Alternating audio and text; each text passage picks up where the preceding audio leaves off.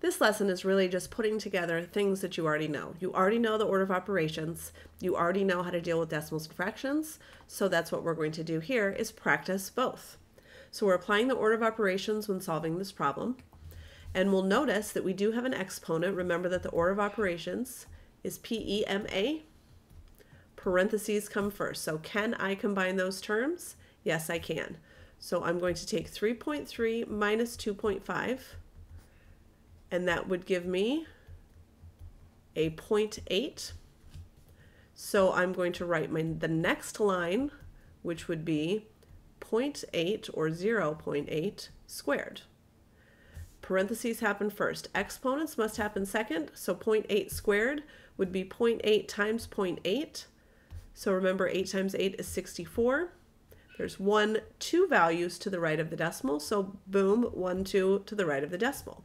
So I have 22.4 plus 0.64. Notice how I'm recopying things as I go down. And now to my 0.64, I'm going to add 22.4, and I'm going to add in that 0. 4 plus 0, 6 plus 4, carry that 1, and I get 23.04 or 23 and 4/100ths. Here's one that involves fractions instead of decimals. So the first one, 3 2/5 divided by 1/2.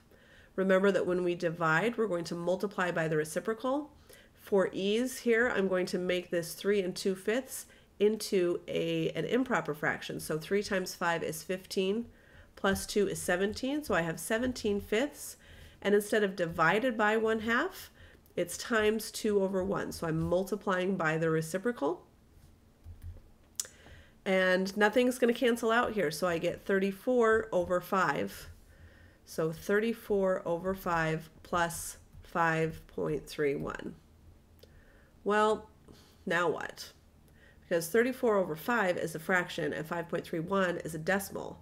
So you get to choose from here. Turn them both into decimals. I can do that anytime the decimal terminates. If it doesn't terminate, you have to leave it. Or turn them both into fractions, either one.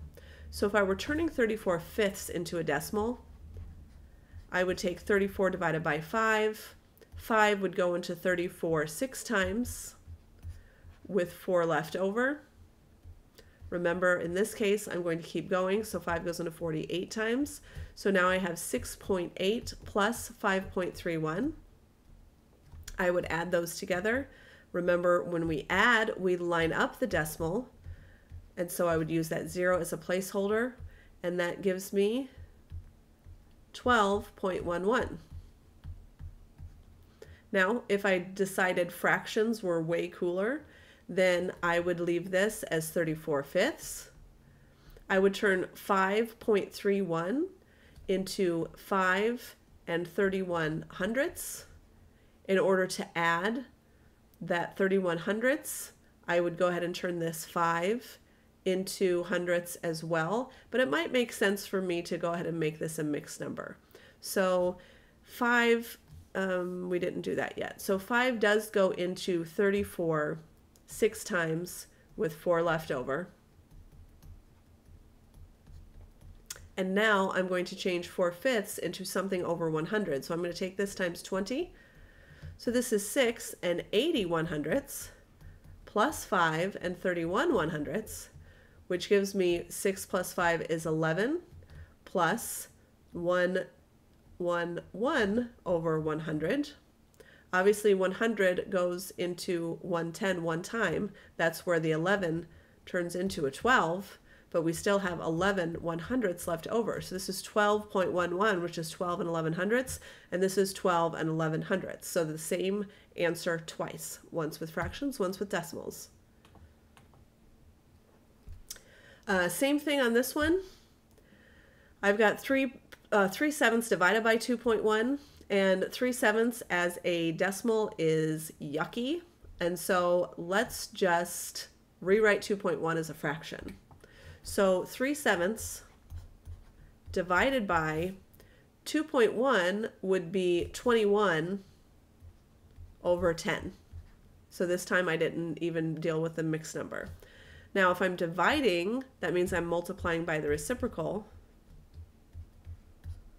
So times 10 over 21.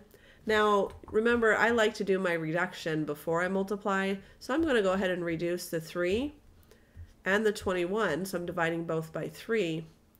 And now I'm going to multiply. So 1 times 10 is 10. 7 times 7 is 49. Way easier than dealing with a decimal that doesn't stop. This is one for you to try on your own, so give it a shot, then press play to see how you did. 1/2 divided by 1 1/4. I don't like this 1 1/4, so I'm going to rewrite that.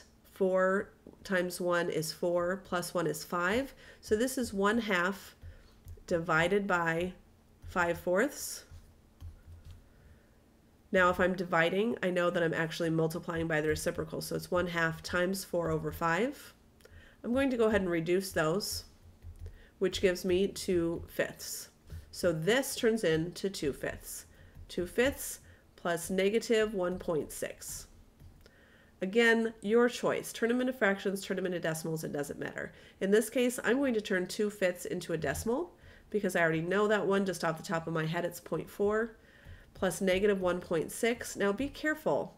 2 different signs means I find the difference. So the difference between 1.6 and 0.4 means I have to subtract to find 1.2. That's the difference. My difference, however, is going to be negative, so negative 1.2 would be my final answer.